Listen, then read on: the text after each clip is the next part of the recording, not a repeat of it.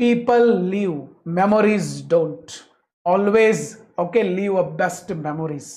ಜನ ನಮ್ಮ ಜೀವನದಾಗ ಬರ್ತಾರ ಹೋಗ್ತಾರ, ಆದ್ರೆ ನೆನಪುಗಳು ಖಾಯಂ ಆಗಿ ಉಳಿತಾವ.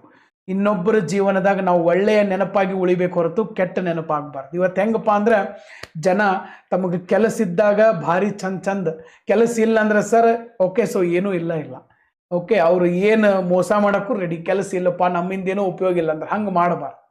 ಯಾಕಂದ್ರೆ ನೀವು ಎಷ್ಟು ಇನ್ನೊಬ್ಬರ ಜೀವನದಲ್ಲಿ ಒಳ್ಳೆಯ ನೆನಪಾಗಿ ಉಳಿಬೇಕು. ನೆನಪುಗಳು ಉಳಿತಾವ ಓಕೆ, ಮನುಷ್ಯ ಉಳಿಯಂಗಿಲ್ಲ. ಮನುಷ್ಯ ಬರ್ತಾರ, ಮನುಷ್ಯ ಹೋಗ್ತಾನೆ.